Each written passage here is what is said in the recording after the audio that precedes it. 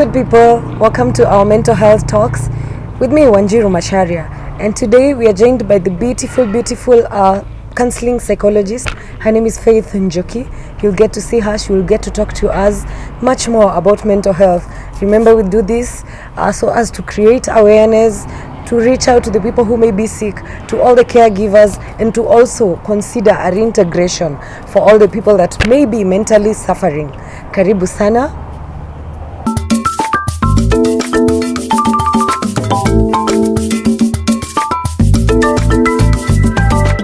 Hi Faith. Hello, how are you doing? I'm good, yourself? I'm fine. It's a beautiful afternoon. Exactly. Just like you are. Oh, thank you. Karibu. Asante sana. So who is Faith? Greetings to you, our viewers. My name is Faith Njoki Goko. I'm a counseling psychologist by profession and by the grace of God. And I deal with all mental disorders. Yes, that's basically my life. That's basically my field. Right, by the grace of God. Yes. Quite interesting. Thank you. I didn't know I can include God in my description of who I am. Amazing. I've learned something new. So, going deep into this, mental health, it's become a menace. It's currently a national disaster. Exactly. And you see, there's this research that has been done about mental health in this country. Yes. And before COVID, out of 10 people, one was sick. Yes. In this country. It's post-COVID. It's now 2022. Exactly. 2 years later. How bad is it? Okay. When COVID hit the whole world, the rate of mental health really went up. Yeah. So what I can say right now is that we are just two of us here, me and you. Yeah. So one of us is sick. Wow. So out of two, one is sick. One is sick. Exactly. Oh no, is it that bad? It's very bad. But I don't think I'm sick. But Or maybe I am. you can't tell. So is there a way, by the way, that you can tell? Yeah, you do psychoanalysis. There's a way that you can just tell this person is not okay. Though at the end of the day, no one is 100% okay. Yeah. We all have our flaws and we all learn every single day. Yes. All right. What are the signs and maybe the symptoms of mental health illnesses and stuff like that? Okay. How do you tell that someone is sick? That someone is sick. Yeah. Okay, I'll start what is mental health basically. Yeah. What I'll say, it is the ability of having self-aware. It's like having self-aware. You know your abilities, you know your limits, you know your strengths, you know your weaknesses, and by then, you know, there's something that I always say: not until we are lost, then we start to understand that we are not okay. Pardon? Not until we are lost. When you are lost, like when you are somewhere just seated alone and you feel wow. Now I'm starting to understand myself, like I'm lost. Not until you are lost, now you start to understand you're not okay. You start to understand You're not okay. We have so many symptoms. I'll just tell the kawaida ones that people always assume or ignore that it's normal in our society, so that people can start to connect. Like when they see someone behaving this way, that means this person is not okay. So what I'll say, we have factors that are affecting, before we get to the symptoms, we have the factors that are affecting mental health. All factors affecting mental health. I'll just say the basic ones. Yeah. And I'll start with the economical factor, which I'll say it is just the day in, day out, the daily bread, the way we are living. The cost of living is getting high every single day. Taxes, you know. Bad economical times. I'm really feeling for those people that earn hand to mouth. Like right now, everybody is earning from hand to mouth, right? You don't have a shilling to spare for, maybe for the future or something. But that has really affected our mental health, and I pray God to intervene and for our government to do something, kwa sababu mkulima mdogo anaumia sana. The other factor I'll brush on is social life. Yeah. Our social life was taken by social media. Yeah. You know, mostly. You'll get even in a family gathering, people no longer talk, people no longer gist or make jokes or remember the memories when they were kids, because it has been replaced. I'm not saying social media is bad. It has affected us. Positive impact. And, exactly. Yes. It has a positive impact, which is way big, wide.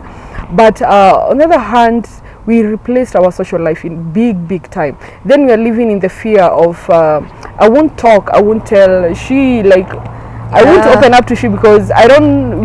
She probably will judge. exactly, and I'll become laughing laughing stock. stock. Exactly. Yeah. So that has really affected the way we relate to people, and I also pray that people to become trustworthy, that I can come to you, Yeah. talk to you without feeling judged, without feeling like you'll go out to say something. So Yeah. watu waweze kujiongea, wache kurudi pale mahali, because we are in a circle where tunaketi tu na mashida zetu, sitaki Yeah. kufunguka, neighbor wangu atanichekelea ama nini. Atacheka, You guys. yes. The other factor is psychological factor. That And one before we is go to that factor, exactly. why was it easier back in the day opening up to a friend or just someone, or even your friend, your parents or your family, versus now? What caused the rift or the difference? The difference, a lot of things, but I'll say also social media as well. We no longer interact. Again. We no longer, so back to social media, you know, Yeah. we no longer bond with our kids. We no longer bond with our sisters, and also alcoholism. You know? Sherehe. Right now, Yeah. if we are to meet, maybe what wanapatana for a drink, not even to talk. How have you been? You get? Or For rather a than drink. meeting up for some coffee and a Exactly, and a chat. chat, we prefer meeting up for drinks. For drinks, to kunywe, to dance. Yeah. Na, we call it a day. Na niseme, by the way, I saw she last week, so she's okay. She's okay. And then and I- yet we were high like a kite. Exactly. Ah. And I always say that when someone says, asks you, how are you doing? And then you respond, I'm fine. Yeah. There is a lot beyond the word word fine, fine. you know. So when I probably when I have time and I sit down with a friend, I'll ask you, how are you doing? I'm fine. Okay, fine. Like, tell me more. How is your mental health? How is life? How is that is how we used to So talk as to our friends, parents. it's our responsibility Exactly. to talk, to ask. Yes. Are you fine? Like fine. Are you fine? Like fine. Is it really fine or fine ilea? Just faking it. Yeah. And then back then when we used to visit our parents, tungekalisha chini unaongelesha mkoaje Nairobi, maisha inawapeleka aje, you get? Yeah. Nowadays is about nimekuja na hii, we no longer interact. Tuletea shopping. Exactly. We broke the bond and replaced Yeah. it with material things. That much. Especially that. Even our own parents. Exactly. We are failing. Our parents are failing. Not all, but some of them are failing. There are those parents that will. Yeah, you gotta give it to some parents. They're doing a good job. And those parents and siblings that support each other and support the kids, thank you. May God bless you. Amen to that. Yeah. The other So, factor, we're going to the other factor. the psychological factor, which is the mother of all. Yeah. I always say that childhood events play a big part in your adulthood. You are who you are because of how you grew up. Yes. Is there a definition to upbringing? Is it relative? Do you think it's relative? Big time. Do You you built think- your confidence because when you were growing up, you were given a field to express yourself. Well, yeah.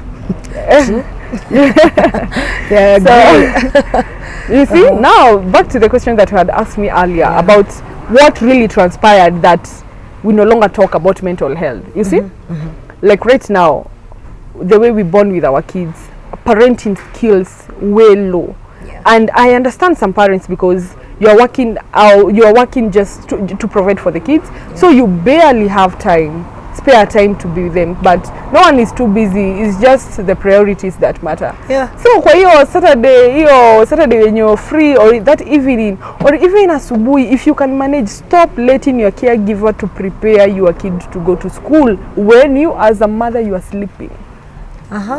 It is a very good way to bond with your child in the morning. Mothers out there, Young mothers, guilty as charged.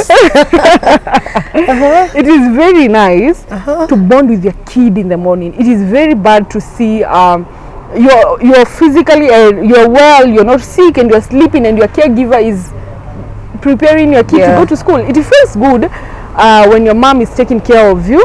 Hata kama sio asubuhi, jaribu to spare time for your kids. For your child. Mutaweza kubond sana. Talk to your kids, tell them the things that, because the way you're raising them right now is who they will be when they grow up.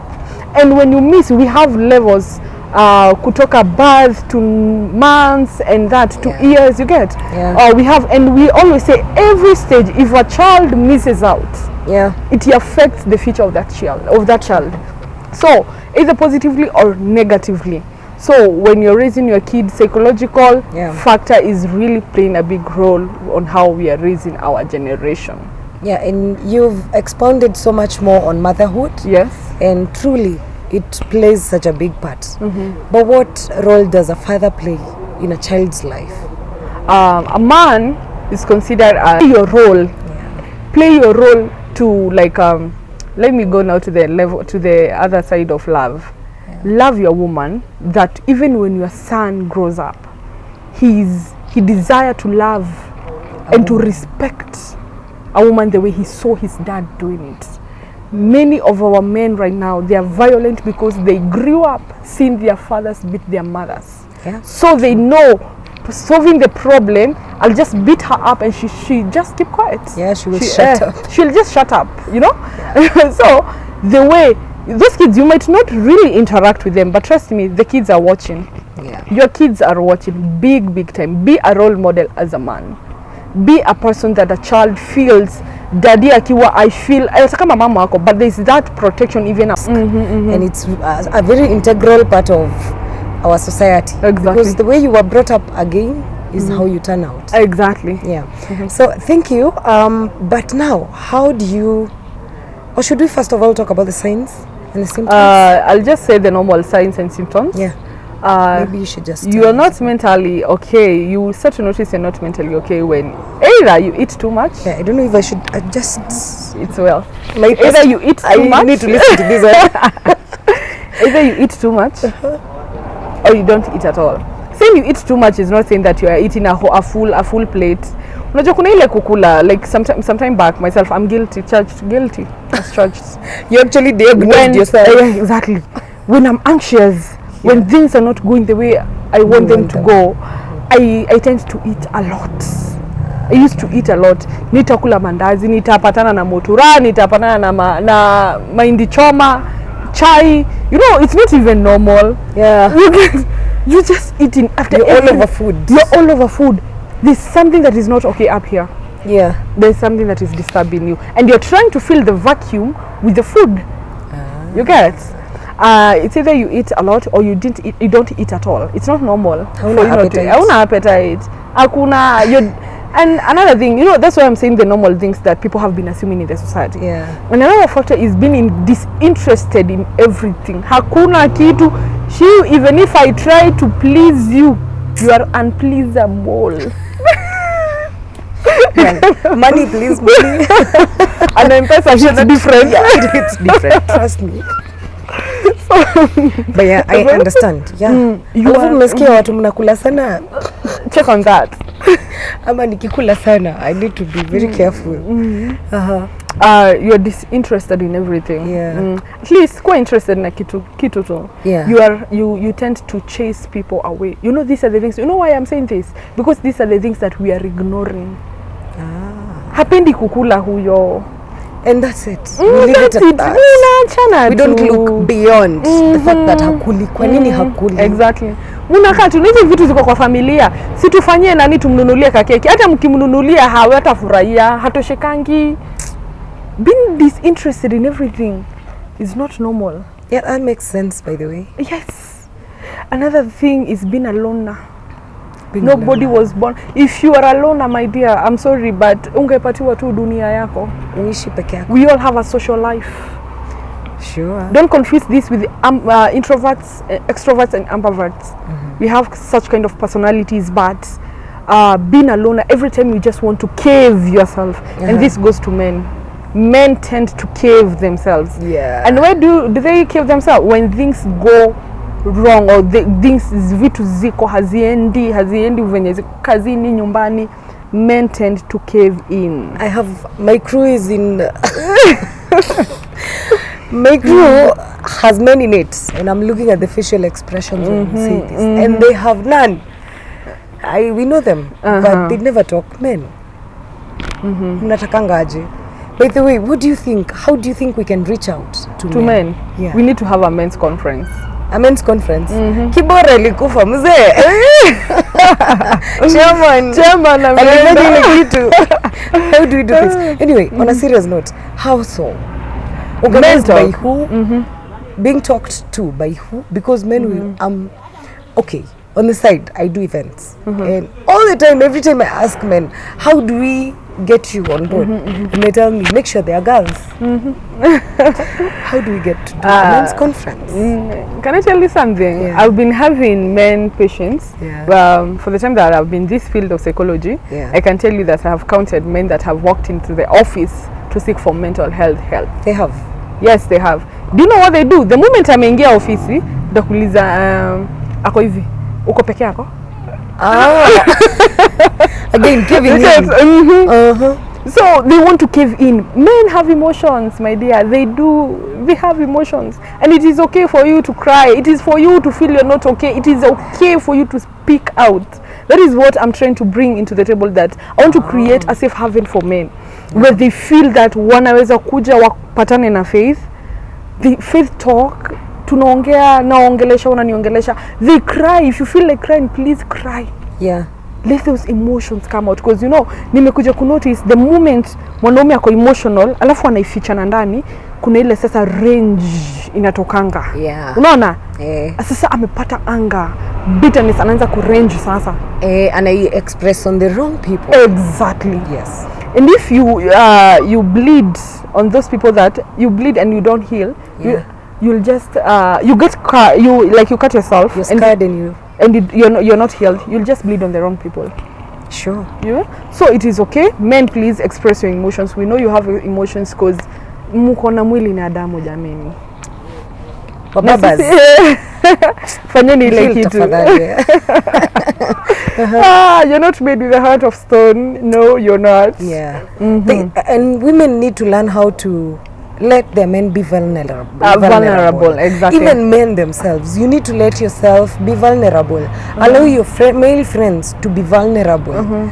See why there's this phrase they use, ukona umama. No, it's important to let people express themselves. And men should, I feel like they should create a circle. Check your circle as a man, where you can be able to sit down your friend Timo.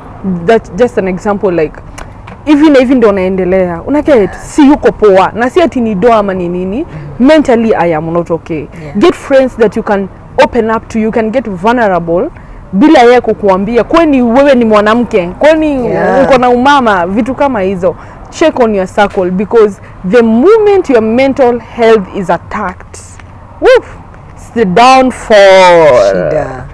It begins with shedding down your ego. Exactly. Yeah, it's a whole cycle. All right. Is that we have many, no, we have talked about the factors, we have talked about the symptoms. We have brushed on the normal symptoms, the two normal tunye tuko nato huko nyumbani. Okay. So now, but there's much more to talk about. How do you tell someone is sick? Or how do you even tell that you're sick? How do I tell that I'm sick? Okay, when you have self-aware, you know your abilities, right? You know your strength and your weaknesses. You know when you're down. Do you know when you're down? Yes, I do. I actually do. Do you know when you're disturbed? It dawns on me later. All right. Depression, let me talk about depression, and I'll let you know how you know you're not okay. Depression, you don't wake up one day and you're depressed. As healing is gradual, so is the sickness. So is depression. So what you do is you wake up one day, maybe there's something that triggered you faced something that was really disturbed you. What you do is you swipe it under the carpet. Haujahil, umeyeka. Another day you wake up, you face an issue, maybe at work or personal. You swipe it under the carpet. The other day you wake up, another day you wake up, and something triggers what happened earlier on. Inaamsha. Unaget? Inaanza kuamsha what happened to you. No, that we call trauma. Triggers. Atukosi triggers inaamsha traumas kwa hii maisha. Ikianza kuamsha, now you start getting confused. you can no longer make a sober decision. Anxiety of the unknown kicks in. You get? Yeah. Ushaanza kuwa, the moment you cannot make an ethical decision, you're confused and torn between two things.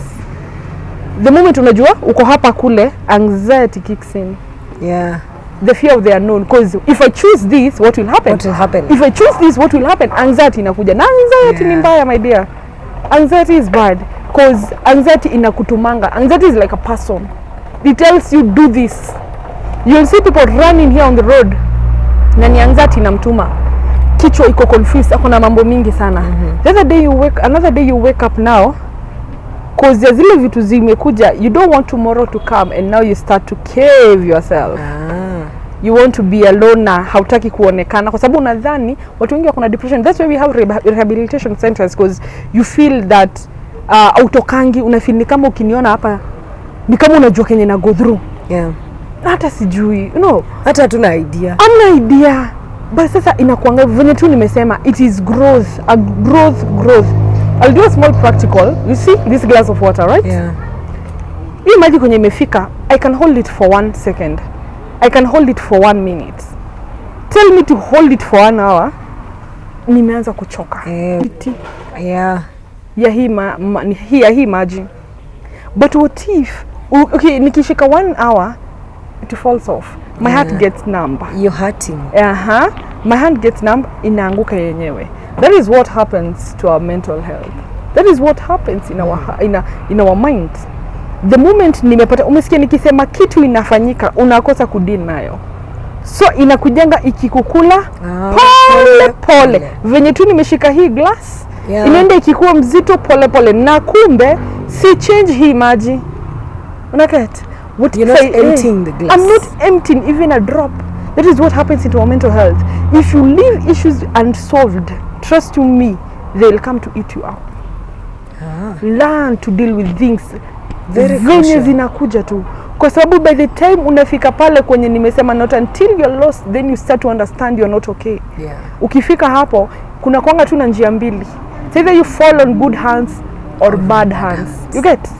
That's how you end up. People end up in addictions. Exactly. But right now, let me tell you. Yeah. Drugs are expensive. Depression seeks for peace. What is there else to offer? Suicide. Sure. Yes. Yeah. I think this should be a topic again on its own. That is now it's clearly very broad. It's very broad. And it's actually depressing listening to how you explain it. Because see, we don't talk. Exactly. Surely even us women, we really open up. Because sometimes even when you open up to a woman, we all know what happens. Sometimes, not all the time. So I think it's about picking the right person to talk to. Exactly. Someone who is, they say a friend in need is a friend indeed. Exactly. Someone who will not let you down. They will be with you when you need them. They will be with you when they need you. Exactly. It's a two-way traffic. Very deep. Very deep indeed. Very, very deep. And the things that we are ignoring, kama hiyo nakosana na rafiki yangu, nakosana na mpenzi wangu, tuna swipe under the carpet, then things go. Zinaenda zikipile. Yeah, eventually una fall off. We lose you. You're not a stone, you know? Yeah. Uko na emotions wenye nimesema. Na mambo ikiku overwhelm, what you do is just fall off. So let's learn to speak out. Let's check on our circle. Yeah, people that we can trust, and let's bring our social life back. Okay. Let's learn how to speak up. So now, what would you say about self-care? How do we take care of ourselves? How do we make sure we are in the right path? Bold letters, self-love. Self-love. Umesikia mwenye umeisema? Self-care. Yes, self-care. So, self-love. You attract who you are.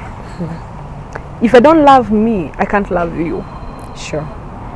Get? Okay. Yes. There's no way I'll say I love you and I don't love me. Love yourself. Ile yenye this maybe one day I'll be a philosopher, I don't know. Amen. But I always say that mimi ufunguo ya roho yangu kuipata ni ngumu. Uwe rafiki yangu, uwe to penetrate into my heart. It's very hard. I used to be a very it's okay to be vulnerable. Yeah. I used to be, I don't know the right word to use, but I used to be this kind of a person. Ungeniambia kitu ingeni intimidate, ingenishukisha, ningekosa self love, unaona? Lakini what I do is, you tell me Faith, nini kitu ya kuniudhi tu. What I do is that I block my heart. Hiyo kitu isi penetrate kuniumiza.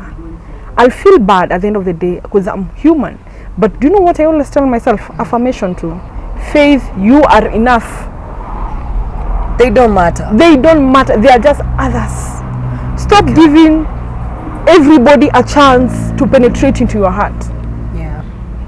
Wacha tu, unajua kama kwa ndoa, when I'm dealing with couples, you'll hear a woman saying that the moment I gave birth, he started changing, akaniambia hata nimenona, hata nimepata sijui stretch marks and all that. But you know what? Just look at yourself. Jiambie, I am enough. Yeah. I look good. I love me. The minute that man or that lady comes to tell you that you're not good enough, unajiambianga, there's no way you will demean me. There's no way utanishukisha, because me, I love myself. You attract who you are. Yeah. And love yourself. Basically, self-care is love yourself. Have self-awareness. This is basically just knowing what you can handle, what you cannot handle. Because out here, nobody is perfect. I always tell people that when you're choosing a spouse, there's no perfect spouse. There's no perfect Mr. Right. Just check what you can handle. Check what you can handle. The toxicity that you can handle. We are all toxic at some point. We're all toxic. Yeah, we are all toxic. Kila mtu akona toxic levels zake. Exactly. So you get the one that you can match. The one that you can match. The level that you can handle. Oh. Exactly. Have do self-evaluation. This is by checking yourself, noting down what you have been doing, what you have achieved. Like these people who suffer from anger issues, I always tell them that when you get something, this comes, there's something in my mind that has crossed. When it comes to anger, I always say that this is my, I've said that maybe in the future I'll become a philosopher. Nobody makes you angry. You choose to respond with anger. No, I have people who annoy me. They have triggered you, my dear. They have not made you angry. Yes. Why then do I feel angry? You choose to respond with anger. You have emotions, I understand, but you alone can control your emotions, right? Yeah. Yes. You can talk bad to me, but if I choose to respond with love and not really talk to you, but talk to myself. Sitatumia hata nikasirisha. No. You are not, because I always tell myself, Nikki, when someone triggers my anger, I always say, oh God, it's not worth it. Kizungumkuti. Because now how do I not react? Then do you react at all? You or react, it's not definitely. every action that deserves a reaction. Exactly. Sometimes silence is the biggest. It's loud. Yeah, sure. Silence is loud than anything else. You know, mtu akikukasirisha, you can choose to keep quiet. Yeah. You can choose to walk away. You can choose to fight. Now here, it's a psychological thing. You're playing with your emotions and controlling them. I can talk to you 24 hours non-stop, but I can never control your emotions. So the minute nimekukanyanga, my sister, yeah, you feel like sasa nataka kwanza wana sijakwambia pole. Calm yourself down. Talk to your emotions, balance them kwa akili. It's hard because hata mimi najipatanga sometimes nataka kureact. I will maybe uniambie kikitu nisikia hata mimi wacha nikutypia a paragraph. Nasikia vibaya pia wewe. Najiambianga the more na type hivi the more naumia. Unajua kinikasirisha nianze kutusiana nayo. Unajua pia mimi naumia ndani. Wewe pia unaumia. Exactly. So me I choose, as much as it is hard, I choose ninyamaze. Silence. Let me walk away. It is not worth it. Kwenye umeniumiza imefika mwisho. Kwa sababu nikiendelea kuongea itazidi kuniumiza. Okay. Silence, my people. Silence. Kama ni mtu akasirika haraka. It's very important. But it's true. Now, there are these people who take care of mentally ill people. The caregivers. What word do you have for them? Caregivers, I salute you. Like, hats off for you. Because it takes a lot to take care of a mentally ill person. I always say that psychology, counseling, psychiatry, caregivers, hata kama hana profession but anaangalia mtu mzee hata ama mtu mgonjwa, that's a calling. It takes the grace and the hand of God. To deal with a mentally ill person is like to deal with a kid kenye unakambia usichukue glasi na anachukua. It takes a lot of patience, and I know sometimes you suffer from something we call burnout.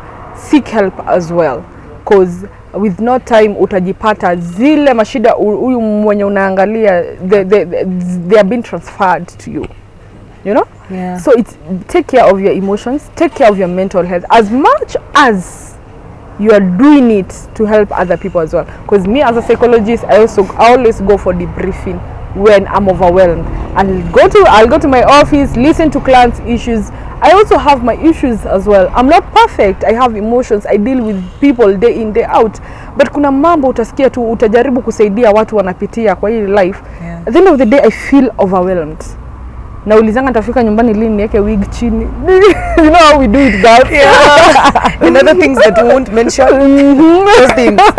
Yeah, you just want to relax. You just want to relax. Lakini sasa hiyo ni ya mwili. You see mentally, you know, that's physical. Oh, that does not even help with our mental rest. Kusa kuna kale kuna ile inakuambia kwa akili umerelax, but there is that I go for debriefing to my senior. Yeah. I talk to them. The events play a very big role in our adulthood. We are who we are because of how we grew up. Our caregivers, the environment played a very big role in our lives. So I would advise people to always, parents, check on your kids' mental health. Don't only get them nguo, sweet and think it's okay. Sit down, muulize mtoto wangu, are you being bullied at school? How is your mental health? Are you adapting with the teenage life? You know, like we girls, tukishafika hapo kwa teenage life, mambo inaanza kuchange kwa mili yetu. Talk to your girl, talk to your boy, to your son, and they will grow up understanding that their parents not only care for them because they're being their parents, but also you're equipping them with the life out here and what they should be ready when they grow up, and their mental health at least to be stable, because nobody is 100% in terms of mental health. My name, as I've said, is Faith Joki Goko. You can find me on social media platforms. I have a foundation called Healing Hearts Foundation. On YouTube, it's Healing Hearts Talk Show. On Instagram is all that, and my number is 0796 428 711. And yes, come. I always say that if I cannot save all, let me save a few. I have an upcoming event that is based on Teen Mental Transformation Conference that will be held at Top Brianna Hotel on 2nd of April from 11 to 4 p.m. I'm basically talking a whole event talking about mental health. We'll have other activities, psychologists coming on board to talk to our kids. We are equipping our generation to be a generation that is powerful, not only in terms of money, not only in terms of building their bodies, but mentally they are okay. Because the moment you are okay mentally, then you're good to go. If you cannot save all, let's save a few. It's only 1,000 shillings. Spare it for your kids' future. Thank you.